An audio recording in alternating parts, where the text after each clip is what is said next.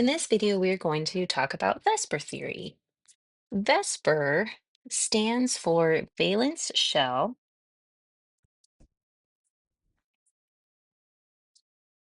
electron, pair, repulsion. And that might sound like, what in the world does that actually mean? But valence shell is talking about those electrons in the outermost energy level. Those are the electrons that are responsible for bonding. They're responsible for chemistry. And they exist in pairs. And those pairs are going to repel each other, meaning they're going to want to get as far away as possible from each other. Molecules live in the 3D. So those pairs are going to try to get as far away as possible in the 3D. So an electron group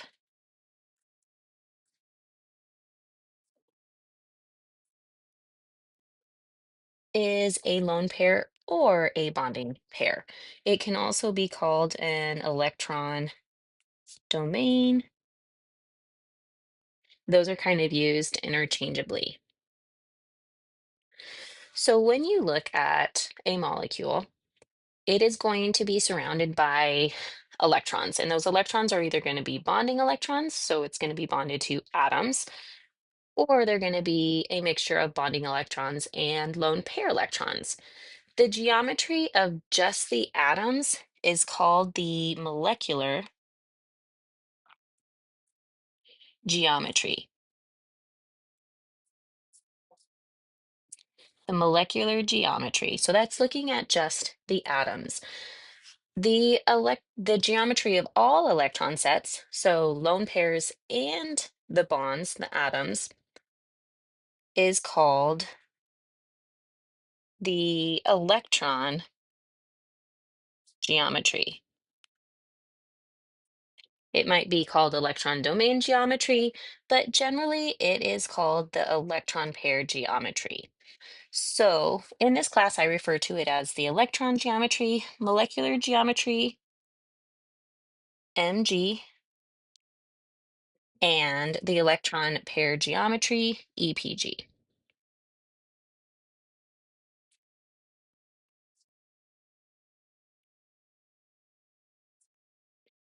When the electron sets are all atoms, so when you don't have any lone pairs on the central atom,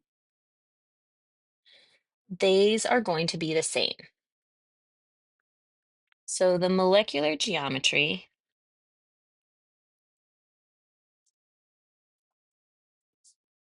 and the electron pair geometry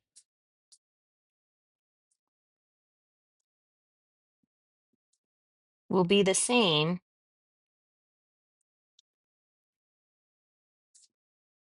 if there is not a lone pair on the central atom.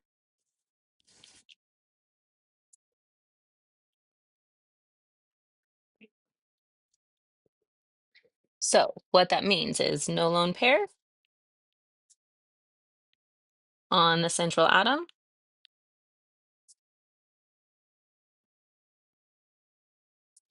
The molecular geometry is going to be the same as the electron pair geometry. Now, if there is a lone pair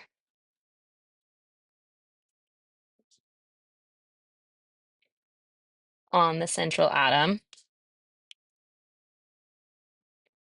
then the molecular geometry is not going to be the same as the electron pair geometry. So when you're looking at this, you really have to see if there is a lone pair on the central atom or not. So you must know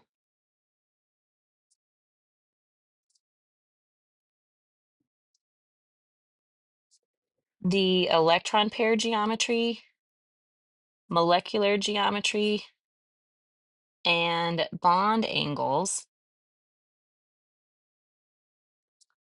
for molecules with two to 4 atoms around the central atom.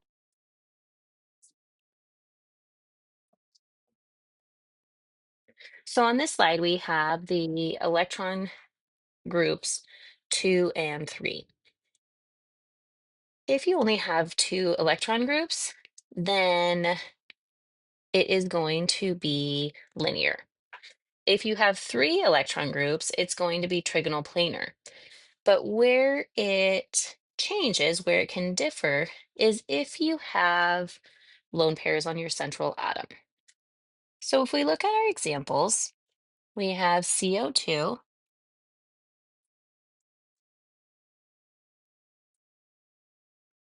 This is a linear molecule. The electron pair geometry and the molecular geometry are the same because I don't have a lone pair on my central atom. Notice there are 4 bonds around this carbon, but these double bonds, this is 1 electron group. These double bonds are 2 electron groups. So we only have 2 electron groups around our central atom. And there are no lone pairs on the central atom. So we have a linear electron pair geometry, a linear molecular geometry, and the bond angle is 180.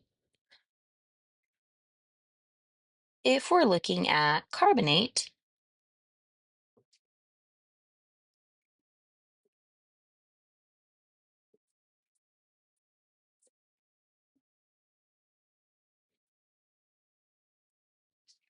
here I have 3 electron groups around my central atom. 1, 2, 3. I always like to look at it and look at, how many sides of my atom are taken up? And I have 1, 2, 3, and nothing on this side. So this is going to be trigonal planar. I don't have any lone pair electrons on my central atom, so the molecular geometry is going to be trigonal planar as well. And now my bond angle is 120. Things change just a little bit for SO2. So SiO2 actually has a lone pair of electrons on the central atom.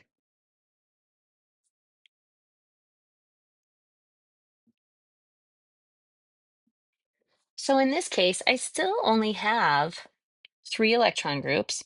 I have 2 groups that are atoms, and then I have 1 lone pair. So I have 3 electron groups, 1 lone pair. My electron pair geometry still is trigonal planar because I'm dealing with 3 electron groups. However, my molecular geometry changes. I now have a bent shape, and the bond angle is going to be less than 120 degrees. And that's because this lone pair up here takes up a lot more room that it condenses, or it changes that bond angle. It moves those atoms closer together. On this slide, we have electron groups 4, and this is where you have 4 electron groups around your central atom. So we can look at methane.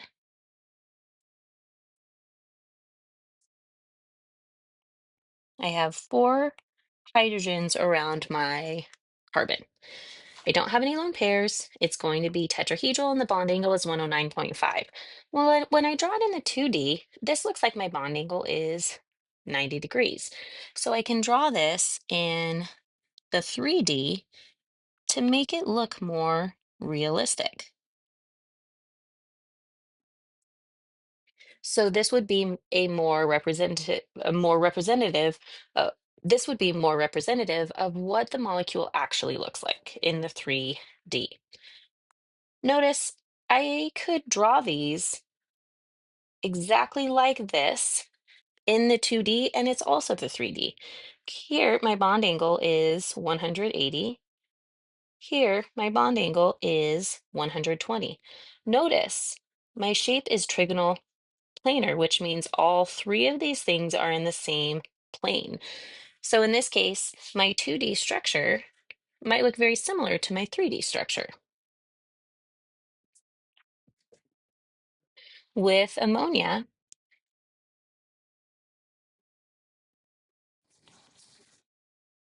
I now have a lone pair on my central atom. So my molecular geometry and my electron pair geometry are going to be different. It's going to have a bond angle of less than 109.5. So I'm going to put my lone pair at the top, angle a hydrogen down, and then put my wedge and dashed hydrogens over on the other side. Finally, we have water. If I were to draw water like this, that looks very linear, and the bond angle looks like it's 180 degrees, but that's not what's happening because the electrons have to exist somewhere as well. We can't have all of these be approximately 90 degrees from each other. So when I draw this in the 3D, I can have my lone pairs, but I can angle my hydrogens down to get that 109.5 angle. And again, when you have a lone pair on your central atom, it's going to make that bond angle less than the ideal bond angle because the electrons take up a lot more room. Here is a table that has all of them together.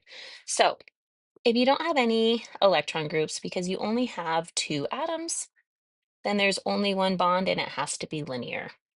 If you have two electron groups, electron pair geometry is the same. Your bond angle is 180. Here's if you have three electron groups, electron pair geometry is trigonal planar. If you have zero lone pairs, molecular geometry is trigonal planar. If you have one lone pair, then it's going to be bent. And then finally, we have four electron groups.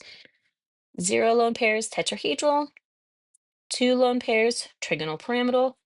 Or one lone pair, trigonal pyramidal. And two lone pairs is bent. Now, you must know these. You will not be provided, this table will not be provided for you on a quiz or an exam. So let's get some practice. We want to draw the 2D Lewis structures, the 3D Lewis structure, and in this case with CO2, they are going to be the same. The molecular geometry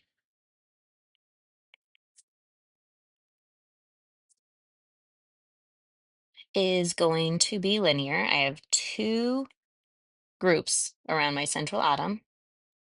There are no lone pairs on the central atom, so my molecular geometry and electron pair geometry is going to be the same, and it's going to have a bond angle of 180 degrees. Now, the last thing we want to look at is the polarity. I know that the bond between carbon and oxygen is polar. However, I have the same atom around my central atom. I don't have any lone pairs, so all of my dipole moments are going to cancel out, and this is going to be a non-polar molecule. For water, I can draw my 2D, and with the 3D, I'm going to angle those hydrogens down. Sometimes you might see the 3D of water written like this, showing that those electron pair groups are going in and out of the page. I don't need you to show it to me like that. It doesn't matter. You can use either way for me.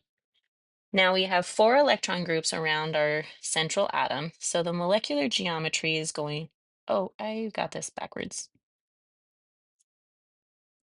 Good thing it didn't matter. Oh, good thing it didn't matter for the first example. There we go.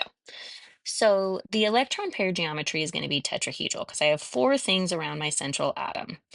I have one atom, two atoms, my third is a lone pair, and my fourth is the other lone pair. So it's going to be tetrahedral. My molecular geometry is not going to be the same because I do have those lone pairs. My molecular geometry is going to be bent. And if you need to, Reference back to these tables. It's totally appropriate while you are learning this.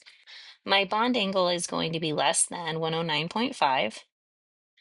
And since there is a lone pair on the central atom, it is going to be a polar molecule. All of my dipole moments are not going to cancel out. Finally, if we look at ammonia, I can draw my 2D, and there are 4 electron groups around my central atom. So I know that my bond angle is going to be around 109.5. So I need to angle my hydrogens down. Excuse me.